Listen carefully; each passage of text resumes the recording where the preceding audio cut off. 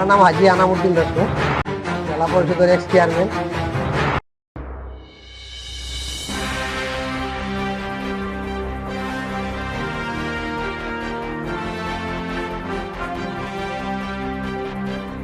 আমার নাম হাজি আনামুদ্দিন দত্ত,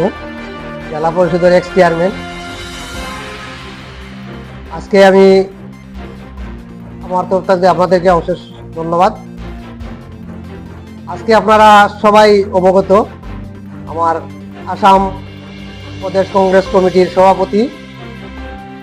সম্মানীয় গৌরব গগৈ মহাশয় কে আমি আমার অন্তঃস্থল থেকে ধন্যবাদ জানাচ্ছি। তৎসঙ্গে আসামের প্রদেশ কংগ্রেসের ইনচার্জ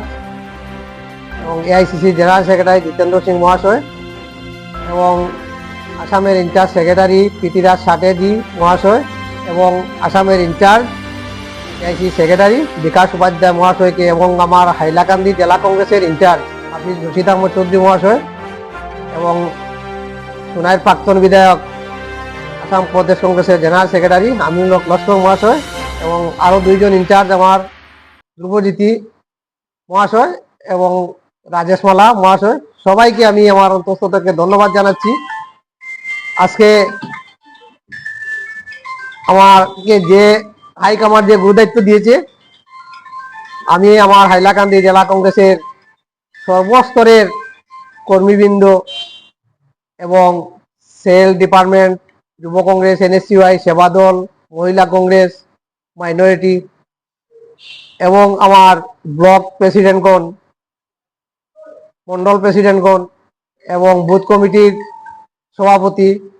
সদস্য এবং হাইলাকান্দি জেলার আমার সর্বস্তরে কংগ্রেসের কর্মীবৃন্দ সবাইকে নিয়ে আমি সর্বপ্রথম আমার হাইলাকান্দি জেলা কংগ্রেসের সংগঠনকে মজবুত করার জন্য আমি সবাইকে নিয়ে কাজ চালিয়ে যাব এবং আশা করি আগামী 2026-এ আমাদের বিধানসভা নির্বাচন, এই নির্বাচনে আমরা হাইলাকান্দি সমষ্টি এবং গালগাপুর কাটলিছড়া সমষ্টি, দুইটি সমষ্টিতে আমাদের কংগ্রেসের প্রার্থী হাইকমান্ড যাকেও টিকিট দিবে আমি সবাইকে নিয়ে আমার প্রচেষ্টা চালিয়ে আমি দুইজন বিধায়ক নির্বাচিত করব ইনশাল্লাহ।